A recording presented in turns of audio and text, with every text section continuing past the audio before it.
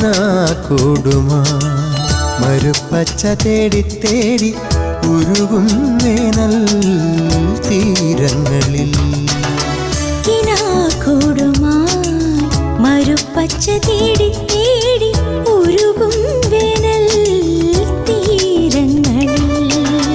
തളരുന്ന നേരം കരുത്തേകുവാൻ പാതയമായി പൊഴിയും ദൈവസ്നേഹത്തിൻ ജീവാമൃതം.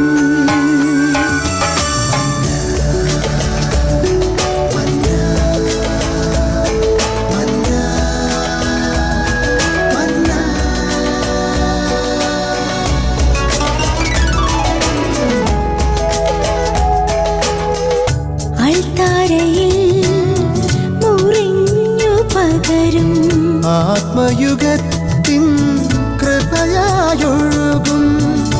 അൾത്താരയിൽ മുറിഞ്ഞു പകരും.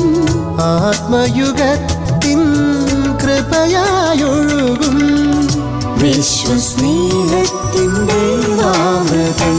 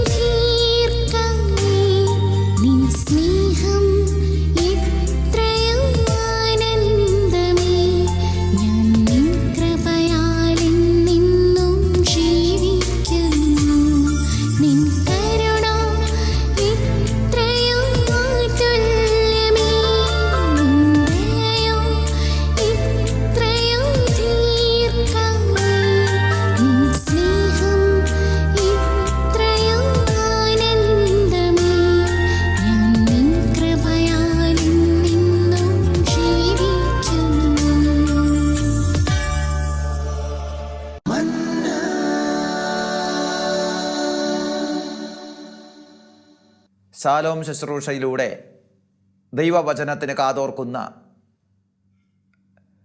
പ്രിയ സഹോദരീ സഹോദരന്മാരെ,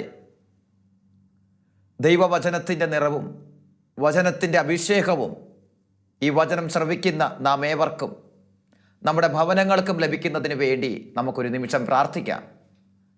കർത്താവേ, വചനമായി ഭൂമിയിലേക്ക് അവതരിച്ച മിശിഹായി, ഈ ശുശ്രൂഷയിലൂടെ ദൈവത്തിൻ്റെ വചനത്തിന് കാതോർക്കുന്ന എല്ലാ മക്കളെയും,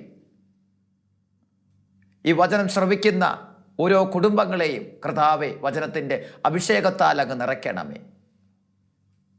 വചനമായി ഞങ്ങളിടയിൽ അവതരിച്ച മിശിഹായെ, കൃപയുടെ നിറവ് ഓരോ മക്കളിലേക്കും അവിടുന്ന് വർഷിക്കണമേ.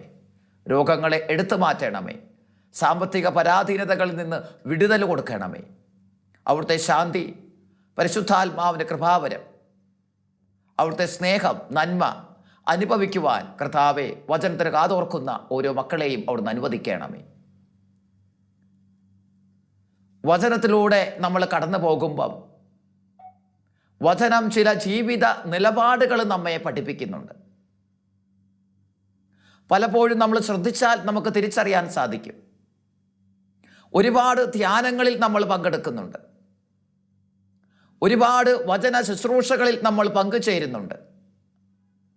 പക്ഷേ പലപ്പോഴും ഈ വചന ശുശ്രൂഷയ്ക്ക് ശേഷം, വചന വായനയ്ക്ക് ശേഷം, വചന ധ്യാനത്തിന് ശേഷം പലപ്പോഴും പഴയ ജീവിത ശൈലികളിലേക്ക് നമ്മൾ തിരിച്ചു പോകുന്നു എന്നുള്ളതാണ് നമ്മളെ സംബന്ധിച്ച് വളരെ ദുഃഖകരമായിട്ടുള്ള കാര്യം. ഇവിടെ വചനം നമ്മളെ പഠിപ്പിക്കുകയാണ്. ലൂക്കാസ് സുവിശേഷത്തിൻ്റെ 11-ാമത്തെ അധ്യായം 33 മുതലുള്ള തിരുവചനങ്ങൾ ഒരു ക്രൈസ്തവ വിശ്വാസിക്കുണ്ടാകേണ്ട അടിസ്ഥാനപരമായ ജീവിത നിലപാടിനെക്കുറിച്ച് പഠിപ്പിക്കുകയാണ്. വഴിതെറ്റുവാനായിട്ടുള്ള കാരണത്തെക്കുറിച്ച് വചനം നമുക്ക് ബോധ്യം നൽകുകയാണ്. പല പ്രാവശ്യം നമ്മൾ വായിച്ചിട്ടുള്ള ഒരു വചനഭാഗമാണ്, പല പ്രാവശ്യം ചിന്തിച്ചിട്ടുള്ള ഒരു വചനഭാഗമാണ്. ഇവിടെ വചനം പഠിപ്പിക്കുകയാണ്, നിന്റെ കണ്ണ് ശരീരത്തിൻ്റെ വിളക്കാണ്. അടിസ്ഥാനപരമായി വചനം പറയുകയാണ്, കുറ്റമറ്റ കണ്ണുകളുള്ളവരായിരിക്കുക. സ്നേഹമുള്ള സഹോദരങ്ങളെ, എന്താണ് ഇവിടെ ഈശോ പഠിപ്പിക്കുന്ന ഈ വചനത്തിൻ്റെ അർത്ഥം? എന്താണ് ഇവിടെ കുറ്റമറ്റ കണ്ണുകളുള്ള വ്യക്തികളായിരിക്കുക എന്ന് പറയുമ്പം നമ്മൾ മനസ്സിലാക്കേണ്ടത്? പലപ്പോഴും വളരെ അതിൻ്റെ ബാഹ്യമായ അർത്ഥത്തിൽ നമ്മൾ ചിന്തിക്കും. കാഴ്ച വ്യക്തമായിട്ടുള്ള മനുഷ്യരാകുക എന്നുള്ളതാകാം, കാഴ്ചയ്ക്ക് ദോഷമില്ലാത്ത കണ്ണുകളുള്ള മനുഷ്യരാകാം എന്നുള്ള ചിന്ത നമ്മുടെ മനസ്സിലേക്ക് കടന്നു വരാം. പലപ്പോഴും നമുക്കറിയാം, മനുഷ്യനെ സംബന്ധിച്ച് വചനത്തിൻ്റെ അടിസ്ഥാനത്തിൽ നമ്മൾ ചിന്തിക്കുമ്പോൾ ഇവിടെ കണ്ണുകൾ എന്ന് പറയുന്നത് ബാഹ്യമായിട്ടുള്ള നേത്രങ്ങൾ മാത്രമല്ല, ബാഹ്യമായിട്ടുള്ള നേത്രങ്ങൾ മാത്രമല്ല. ഇവിടെ വചനം പഠിപ്പിക്കുന്നത് ജീവിതത്തെക്കുറിച്ചുള്ള ഒരു നിലപാടുണ്ടായിരിക്കുക എന്നുള്ളതാണ്. നമ്മൾ കേട്ടിട്ടുള്ള ഒരു ചെറിയ സംഭവമുണ്ട്.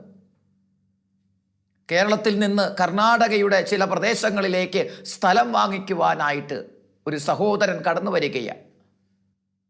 കടന്നു വരുന്ന വഴിക്ക് പല സ്ഥലങ്ങളെക്കുറിച്ച്, പല ഇടവകളെക്കുറിച്ച് ആ മനുഷ്യൻ അന്വേഷിക്കാനായിട്ടിടയായി.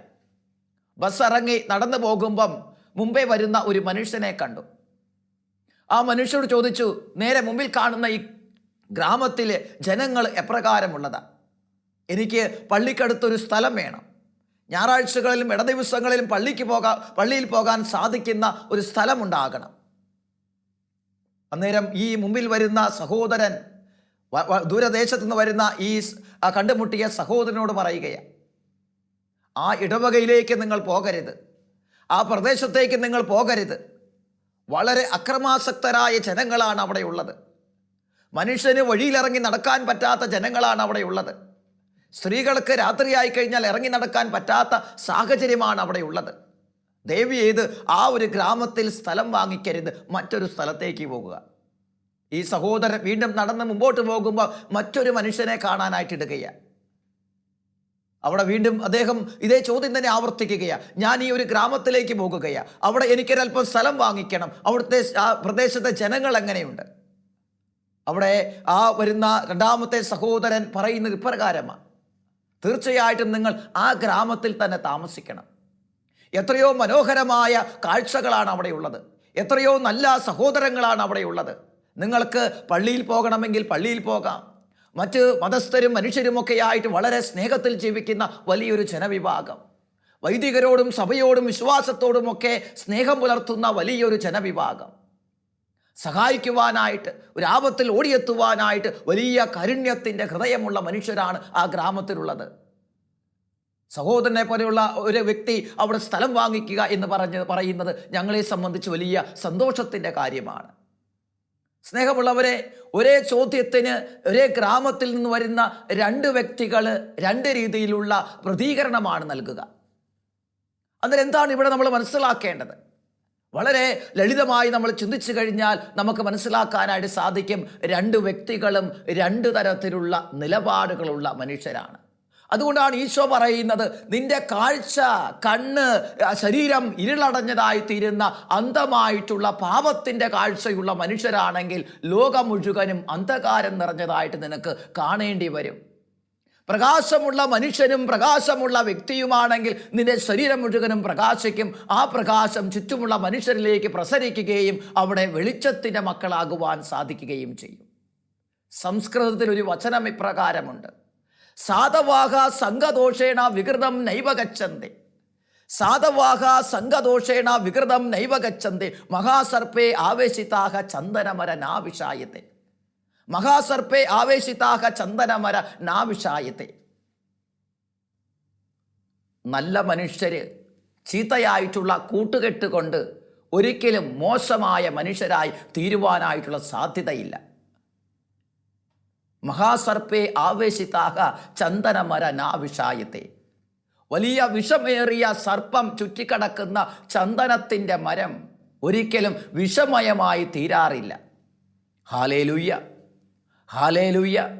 സ്നേഹമുള്ള സഹോദരങ്ങളെ, ഇത് ജീവിതത്തെ സംബന്ധിച്ച് വ്യക്തമായിട്ടുള്ള നിലപാടുള്ള മനുഷ്യരുടെ ജീവിതാവസ്ഥയാണ്. അതുകൊണ്ടാണ് റോമാസുവിശേഷത്തിൻ്റെ 12-ാമത്തെ അധ്യായത്തിൽ വചനം പറയുന്നത്, നിങ്ങളുടെ ശരീരങ്ങളെ ദൈവത്തിന് പ്രീതികരമായ സജീവ ബലിയായി സമർപ്പിക്കുക. അന്നേരം ഇവിടെ ശുദ്ധമായിട്ടുള്ള കാഴ്ചയുള്ള ശരീരമായി നമ്മുടെ ജീവിതത്തെ തമ്പുരാന് കാഴ്ചയായി സമർപ്പിക്കാൻ, ബലിയായി സമർപ്പിക്കാൻ സാധിക്കണം. ഉൽപ്പത്തിയുടെ പുസ്തകത്തിലേക്ക് പോകും വചനം നമ്മളെ പഠിപ്പിക്കുന്നുണ്ട്.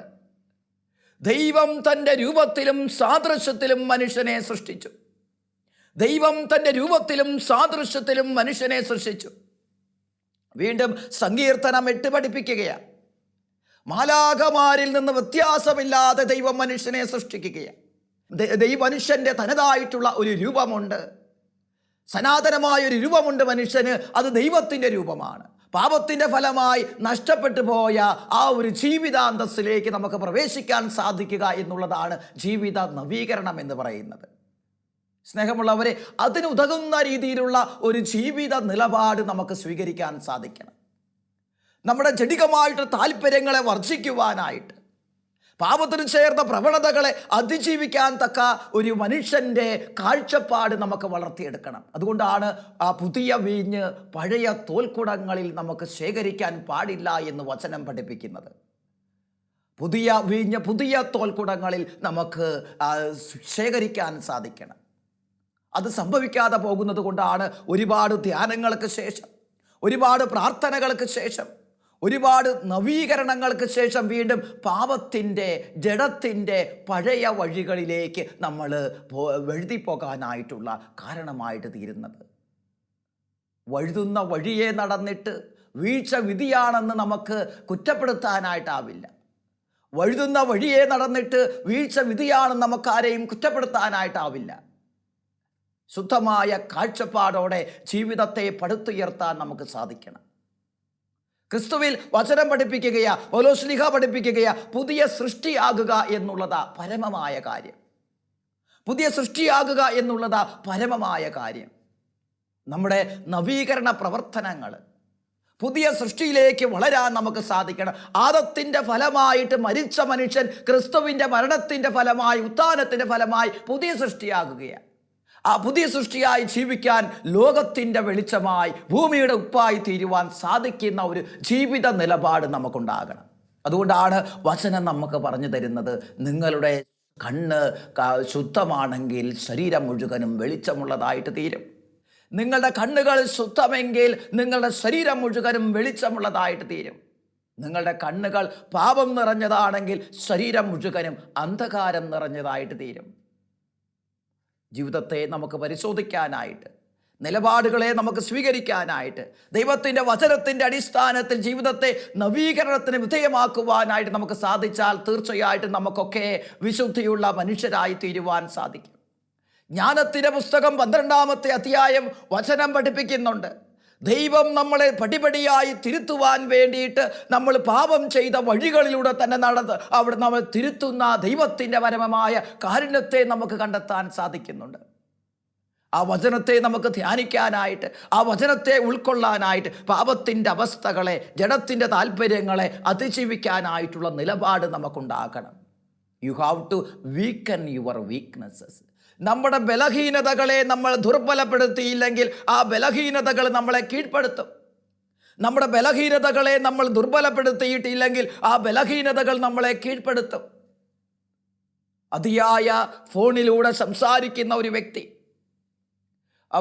രാത്രിയും പകലുമില്ലാതെ ഫോണിലൂടെ സംസാരിക്കുന്ന ഒരു വ്യക്തി, മോശമായിട്ടുള്ള കാഴ്ചകളിലൂടെ കണ്ണിനെ അശുദ്ധമാക്കുന്ന വ്യക്തി, അത്തരത്തിലുള്ള വ്യക്തികൾ അവരുടെ ജീവിതത്തെ ശാപഗ്രസ്തമാക്കുകയാണ്, പാപത്തിന് കാരണമാക്കുകയാണ്. അതുകൊണ്ടാണ് പഠിപ്പിക്കുന്നത്, വിചാരങ്ങളാണ് വാക്കുകളാകുന്നത്. വിചാരങ്ങളാണ് വാക്കുകളാകുന്നത്. വാക്കുകളാണ് പ്രവൃത്തികളാകുന്നത്. പ്രവൃത്തികളാണ് പെരുമാറ്റങ്ങളാകുന്നത്. പെരുമാറ്റമാണ് ഒരു മനുഷ്യൻ്റെ വ്യക്തിത്വത്തെ, സ്വഭാവത്തെയൊക്കെ രൂപപ്പെടുത്തുക. അതുകൊണ്ട് ശുദ്ധമായിട്ടുള്ള വിചാരം നമുക്കുണ്ടാകണമെങ്കിൽ ശുദ്ധമായിട്ടുള്ള നിലപാടുകൾ നമുക്കുണ്ടാകണം. ശുദ്ധമായ നിലപാട് നമുക്കുണ്ടാകണമെങ്കിൽ ജീവിതത്തെക്കുറിച്ചും ജീവിത സംഭവങ്ങളെക്കുറിച്ചും വ്യക്തികളെക്കുറിച്ചുമൊക്കെ വ്യക്തമായിട്ടുള്ള കാഴ്ചപ്പാട് നമുക്കുണ്ടാകണം. ആ വ്യക്തമായ കാഴ്ചപ്പാടില്ലാതെ വരുമ്പം അശുദ്ധി നമ്മുടെ ജീവിതത്തിലേക്ക് കടന്നു വരാനായിട്ടുള്ള സാധ്യത തുറന്നു കൊടുക്കുകയാണ്. പാപം നമ്മുടെ ജീവിതത്തിലേക്ക് കടന്നു വരാനായിട്ടുള്ള സാധ്യത നമ്മൾ തുറന്നു കൊടുക്കുകയാണ്. അവിടെ നമ്മുടെ തന്നെ ഒരു വ്യക്തിയുടെ അപജയത്തിന്, പരാജയത്തിന് കാരണം നമ്മളുടെ ആ വ്യക്തിത്വത്തിനെ ആയിത്തീരുന്ന സംഭവം അവിടെ ഉടലെടുക്കുകയാണ്. അതുകൊണ്ടാണ് ഒരു വ്യക്തിയെ നമുക്ക് ആ പാപത്തിൻ്റെ അവസ്ഥയിലൂടെ കടന്നു പോകുന്ന ഒരു വ്യക്തി, ആ സാഹചര്യങ്ങളല്ല, ആ നിലപാടുകളാണ് വ്യക്തിയെ പാപത്തിലേക്ക് വഴുതി വീഴ്ത്തുന്നത് എന്നുള്ള ബോധ്യം നമുക്കുണ്ടാകണം. ചന്ദനത്തിൻ്റെ മരത്തെ ചുറ്റിക്കിടക്കുന്ന സർപ്പം ഒരിക്കലും ആ സർപ്പം ചുറ്റിയ കാരണം കൊണ്ട് ഒരിക്കലും വിഷലബ്ധമായി തീരാത്തതുപോലെ പാപത്തിൻ്റെ ലോകത്തിൽ നമ്മൾ ജീവിച്ചാൽ പോലും വിശുദ്ധിയുള്ള മനുഷ്യരാണെങ്കിൽ, വ്യക്തമായ വചനത്തിൻ്റെയും കർത്താവിൻ്റെ ആത്മാവിൻ്റെ അഭിഷേകമുള്ള വ്യക്തികളാണെങ്കിൽ തീർച്ചയായിട്ടും അതിനെ അതിജീവിക്കാനായിട്ടുള്ള കരുത്ത് നമുക്കുണ്ടാകും, ബലം നമുക്കുണ്ടാകും. നമ്മൾ പ്രാർത്ഥിക്കേണ്ടത്, നിലപാടെടുക്കേണ്ടത് ഈ ഒരു ദൈവകാരുണ്യത്തിന് വേണ്ടിയിട്ടാണ്, ഈ ഒരു ദൈവത്തിൻ്റെ പ്രവൃത്തിക്ക് വേണ്ടിയിട്ടാണ്, ഈ ദൈവത്തിൻ്റെ ഒരു ഇടപെടലിന് വേണ്ടിയിട്ടാണ്. അതുകൊണ്ട് ലൂക്കാസ് സുവിശേഷത്തിൻ്റെ 11-ാമത്തെ അധ്യായം 33 മുതലുള്ള വചനങ്ങൾ ഒരു താക്കീതായിട്ട്, ഒരു ഉപദേശമായിട്ട് നമുക്ക് ഉൾക്കൊള്ളാൻ നമുക്ക് സാധിക്കണം. ഇത് തീർച്ചയായിട്ടും നമ്മൾ ഉൾക്കൊള്ളുകയാണെങ്കിൽ വിശുദ്ധിയുള്ള മനുഷ്യരായി തീരുവാൻ നമുക്ക് സാധിക്കും. യുവജനങ്ങളായ നമുക്ക് പലപ്പോഴും ശ്രദ്ധിച്ചാൽ മനസ്സിലാകും, പഠനത്തിന് വേണ്ടി പല സ്ഥലങ്ങളിലേക്ക് നമ്മൾ പോകേണ്ടവരാണ്. അവിടെ ഡ്രഗ്സിന് അടിമപ്പെട്ട് കഴിയുന്ന വ്യക്തികളുണ്ട്, മദ്യപാനത്തിന് അടിമപ്പെട്ട് കഴിയുന്ന വ്യക്തികളുണ്ട്, ശ്രദ്ധയില്ലാതെ ക്ലാസ്സിലിരിക്കുന്ന വ്യക്തികളുണ്ട്, മാതാപിതാക്കന്മാരോട് നല്ല ബന്ധങ്ങളില്ലാത്ത വ്യക്തികളുണ്ട്, മാതാപിതാക്കന്മാരെ ഏച്ചിയമായിട്ട് മാത്രം ഉപയോഗിക്കുന്ന, സമ്പത്തിന് വേണ്ടി മാത്രം അവരെ ഉപയോഗിക്കുന്ന വ്യക്തികൾ നമ്മുടെ ഇടയിലുണ്ട്. ഇവിടെയെല്ലാം നിലപാടുകളുടെ പ്രശ്നമാണ്. വചനം പഠിപ്പിക്കുന്ന നിലപാടുകൾ, ഈശോ നൽകുന്ന നിലപാടുകൾ നമുക്ക് സ്വീകരിക്കാനായിട്ട്, ഈശോയുടെ പക്ഷത്ത് നിലയുറപ്പിക്കുന്ന കാഴ്ചപ്പാടുകൾ ബാല്യം മുതലേ വളർത്തിയെടുക്കുക എന്നുള്ള ഒരു വലിയ കാര്യം നമ്മുടെയൊക്കെ ജീവിതത്തിൽ സംഭവിക്കേണ്ടതാണ്. നമ്മുടെ മതപഠനങ്ങളെല്ലാം അത്തരത്തിൽ ദൈവത്തോട് ചേർന്ന് നിൽക്കുന്ന, അതുകൊണ്ടാണ് യാക്കോബ് ശ്ലീഹ പഠിപ്പിക്കുകയാ, ദൈവത്തോട് നിങ്ങൾ ചേർന്ന് നിൽക്കുവിൻ, ദൈവം നിങ്ങളോടും ചേർന്ന് നിൽക്കും. Hallelujah, hallelujah. ദൈവത്തോട് നിങ്ങൾ ചേർന്ന് നിൽക്കുവിൻ, ദൈവം നിങ്ങളോടും ചേർന്ന് നിൽക്കും. അതുകൊണ്ട് നമ്മുടെ നിലപാട് എന്തായിരിക്കണം? യേശുവിനോട് ചേർന്ന് നിൽക്കുന്ന ഒരു നിലപാട് നമുക്ക് സ്വീകരിക്കാൻ സാധിക്കണം. വിശ്വാസത്തിനെതിരെ പ്രതിസന്ധികൾ ഉണ്ടാകുമ്പം, വിശ്വാസത്തിനെതിരെ ലോകത്തിന് ശക്തികൾ ആഞ്ഞടിക്കുന്ന സാഹചര്യങ്ങൾ ഉണ്ടാകുമ്പം ഈശോയോട് ചേർന്ന് നിൽക്കാൻ, ഞാൻ എൻ്റെ ക്രിസ്തുവിൻ്റെതാണെന്ന് പ്രഖ്യാപിക്കാനായിട്ടുള്ള വിശ്വാസത്തിൻ്റെ ധീരത നമുക്കുണ്ടെങ്കിൽ നമ്മുടെ ഒരു മരണത്തെയും നമുക്ക് കീഴ്പ്പെടുത്താൻ സാധിക്കുകയില്ല. അതുകൊണ്ടാണ് പൗലോസ്ലീഹ പഠിപ്പിക്കുന്നത്, ജീവിക്കുക എന്ന് പറഞ്ഞാൽ എനിക്ക് നേട്ടമാണ്, മരിക്കുക എന്ന് പറഞ്ഞാലും എനിക്ക് നേട്ടം തന്നെയാണ്. ജീവിതവും മരണവും എല്ലാം ക്രിസ്തുവിനോടൊപ്പമാണ്. Hallelujah, hallelujah. സ്നേഹമുള്ള സഹോദരി സഹോദരന്മാരെ, വചനത്തിൻ്റെ ഈ ഒരു നിലപാടിൻ്റെ വ്യക്തികളാകാൻ നമുക്ക് സാധിക്കണം. ഈ വചനത്തിൻ്റെ ഈ അഭിഷേകമുള്ള മനുഷ്യരാകാൻ നമുക്ക് സാധിക്കണം. ഈ അഭിഷേകത്തോടെ ജീവിതത്തെ നമുക്ക് മുന്നോട്ട് നയിക്കുമ്പം ക്രിസ്തുവിൽ നമ്മൾ പുതിയ സൃഷ്ടിയാകുകയാണ്. ക്രിസ്തുവിൽ നമ്മൾ പുതിയ സൃഷ്ടിയാകുക. പീഡനങ്ങളോ കഷ്ടങ്ങളോ ഒന്നും നമ്മളെ തളർത്തുന്ന സാഹചര്യം നമ്മുടെ ജീവിതത്തിൽ ഉണ്ടാവുകയില്ല. അതുകൊണ്ട് ഈശോയുടെ വചനത്തിൻ്റെ ഒരു അഭിഷേകത്തിന് വേണ്ടി നമുക്ക് പ്രാർത്ഥിക്കാം. വചനത്തിൻ്റെ അടിസ്ഥാനപ്പെടുത്തിയ, ക്രിസ്തുവിൽ അടിസ്ഥാനപ്പെടുത്തിയ ഒരു ജീവിത നിലപാട് നമുക്കുണ്ടാകുവാൻ നമുക്ക് പ്രാർത്ഥിക്കാം. അതുകൊണ്ട് നമ്മളെ വഴി നടത്തേണ്ടത് ലോകത്തിൻ്റെ നിയമങ്ങളാകരുത്. സുഖലോലുപത, മദ്യാസക്തി, ജീവിത വ്യഗ്രത ഈ ലോകത്തിൻ്റെ നിലപാടുകളാകരുത്. 3 കാര്യങ്ങൾ വചനം പഠിപ്പിക്കുകയാണ്. സുഖലോലുപത, മദ്യാസക്തി, ജീവിത വ്യഗ്രത. ഇത് 3 ഈ ലോകത്തിൻ്റെ നിലപാടുകളാണ്, ദൈവം ആഗ്രഹിക്കുന്ന നിലപാടുകളല്ല. ഈ നിലപാടുകളിൽ നിന്ന് വ്യത്യാസപ്പെടുത്തിക്കൊണ്ട് കർത്താവിൻ്റെ കാരുണ്യത്തിൻ്റെ വ്യക്തികളാകുവാൻ, ജഡമോഹങ്ങളെ അതിൻ്റെ വേരോടെ പിഴുതെറിയുന്ന നിലപാടുകൾ ജീവിതത്തിൽ ഉണ്ടാകണം. ആ നിലപാടുകൾ എടുക്കാനായിട്ടുള്ള ആത്മധൈര്യം നമ്മൾ പ്രാർത്ഥിച്ചു വാങ്ങിച്ചെങ്കിലേ ദൈവാത്മാവിൻ്റെ കാരുണ്യം നമുക്കുണ്ടാവുകയുള്ളൂ. വചനത്തോട് ചേർന്ന് നിൽക്കാനായിട്ട്, വചനമെന്നും വായിച്ച് വചനത്തിൻ്റെ അടിസ്ഥാനത്തിൽ ജീവിത കാഴ്ചപ്പാടുകളെ വളർത്തിയെടുക്കാൻ സാധിക്കുന്ന വ്യക്തിത്വങ്ങൾ നമുക്കുണ്ടാകണം. അത്തരത്തിലുള്ള നവീകരിക്കപ്പെട്ട മനുഷ്യരാണ് ഈ ലോകത്തിൻ്റെ ശക്തി. അത്തരത്തിൽ വിശുദ്ധീകരിക്കപ്പെട്ട മനുഷ്യരാണ് ഈ ലോകത്തിൻ്റെ വ്യക്തി, ഈ ലോകത്തിൻ്റെ ശക്തിയായി മാറുവാൻ സാധിക്കുന്നവർ. അതുകൊണ്ട് നമുക്ക് പ്രാർത്ഥിക്കാം. കർത്താവേ, ഈ അവിടുത്തെ തിരുരക്തത്തോട് ചേർന്ന, കാൽവരിയുടെ സ്നേഹത്തോട് ചേർന്ന, അവിടുത്തെ സഹനത്തോട് ചേർന്ന, അവിടുന്ന് ഞങ്ങളെ പഠിപ്പിച്ച വചനങ്ങളോട് ചേർന്ന ഒരു ജീവിത നിലപാട് ഞങ്ങളുടേതാകുവാൻ അവിടുന്ന് അനുഗ്രഹിക്കണമേ.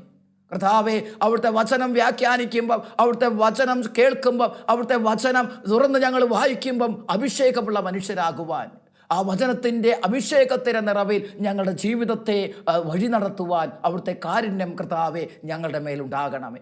നമുക്കൊരു നിമിഷം പ്രാർത്ഥിക്കാം. കണ്ണുകളടച്ച് നമുക്ക് പ്രാർത്ഥിക്കാം. വചന നിറവോട് ചേർന്ന് നമുക്ക് പ്രാർത്ഥിക്കാം. കർത്താവായ ദൈവമേ, അവിടുത്തെ തിരുരക്തത്തിൻ്റെ അഭിഷേകം ഈ വചനം ശ്രവിക്കുന്ന ഓരോ മക്കളിലേക്കും അവരുടെ ഹൃദയങ്ങളിലേക്കും അവിടുന്ന് വർഷിക്കണമേ. അങ്ങയുടെ സ്നേഹത്തിൻ്റെ പുതിയ അഭിഷേകം അവർക്ക് നൽകണമേ. പാപത്തിൻ്റെയും ലോകത്തിൻ്റെയും ജീവിതക്രമങ്ങളെ പരിത്യജിച്ച് അവിടുത്തെ കുരിശിൻ്റെ ഒരു കൃപയുടെ അഭിഷേകത്തിൻ്റെ ജീവിത നിലപാട് സ്വന്തമാക്കുവാൻ കർത്താവേ ഈ വചനം ശ്രവിക്കുന്ന ഓരോ മക്കളെയും അവിടുന്ന് അനുഗ്രഹിക്കണമേ. ജീവിതത്തിലും മരണത്തിലും അങ്ങയോട് ചേർന്ന് നിൽക്കുന്ന ഒരു മനോഭാവം ദൈവമേ ഞങ്ങൾക്ക് ഓരോരുത്തർക്കും നൽകണമേ. കർത്താവേ, പാപത്തിന് സമർപ്പിക്കപ്പെട്ടിരിക്കുന്ന ഞങ്ങളുടെ ജീവിത നിലപാടുകളെ സഭയോട് ചേർത്ത് നിൽക്കുവാൻ, അവർ നൽകിയ 10 കൽപ്പനകളോട് ചേർത്ത് വയ്ക്കുവാൻ, അവർ നൽകിയ സഭയുടെ 5 പ്രമാണങ്ങളോട് ചേർത്ത് വയ്ക്കുവാൻ ഞങ്ങളെ അനുഗ്രഹിക്കണമേ. വിശുദ്ധ ബലിയോടും കൂദാശകളോടും സ്നേഹം പുലർത്തുന്ന ഒരു ജീവിത നിലപാട് ഞങ്ങൾക്ക് നൽകണമേ. ലോകത്തിൻ്റെ ന്യായങ്ങൾക്കപ്പുറം അങ്ങേ സ്നേഹിക്കുന്ന ഒരു മനസ്സ് ദൈവമേ ഞങ്ങൾക്ക് ഓരോരുത്തർക്കും നൽകണമേ. കർത്താവേ, പാപത്തിന് അടിമപ്പെട്ട് കഴിയുന്ന, പാപത്തിൻ്റെ ചങ്ങലയിൽ കഴിയുന്ന ഓരോ മനുഷ്യരെയും സമർപ്പിച്ച് പ്രാർത്ഥിക്കുകയാണ്. ആ വിടുതലിൻ്റെ അഭിഷേകം കർത്താവേ അവർക്ക് നൽകണമേ. പാപത്തിൻ്റെ എല്ലാ കെട്ടുകൾ അഴിക്കുവാൻ അവിടുന്ന് കരുണ കാണിക്കണമേ. പുതിയ സൃഷ്ടിയായി ഓരോരുത്തരും തങ്ങളെ തന്നെ രൂപപ്പെടുത്തുവാൻ കർത്താവേ അവിടുന്ന് അനുഗ്രഹിക്കണമേ. പുതിയ സൃഷ്ടിയാകുക എന്നുള്ളതാണ് പരമപ്രധാനമെന്ന് അവിടുത്തെ വചനം ഹൃദയത്തിലേക്ക് സ്വീകരിക്കുവാൻ അവിടുന്ന് അനുഗ്രഹിക്കണമേ. അങ്ങനെ ഞങ്ങളുടെ ജീവിതത്തിൽ തന്നെ സജീവവും പ്രീതികരവുമായ സജീവ ബലിയായി അങ്ങേക്ക് അർപ്പിക്കുവാൻ കർത്താവേ ഞങ്ങളെ ഓരോരുത്തരെയും അവിടുന്ന് യോഗ്യരാക്കണമേ. വചനം ശ്രമിക്കുന്ന കുടുംബങ്ങളെ അനുഗ്രഹിക്കണമേ. അവരുടെ ജീവിത നിലപാടുകളെ അനുഗ്രഹിക്കണമേ. വചനം ശ്രമിക്കുന്ന യുവജനങ്ങളെ അനുഗ്രഹിക്കണമേ. പാപത്തിൻ്റെ നിലപാടുകൾ ചേർന്ന് ജീവിക്കുന്ന ഓരോ മക്കളെയും അവിടുന്ന് സൗഖ്യപ്പെടുത്തണമേ. അവിടുന്ന് സൗഖ്യത്തിൻ്റെ അഭിഷേകത്താൽ ഓരോ മക്കളെയും അവിടെ നിറയ്ക്കണമേ.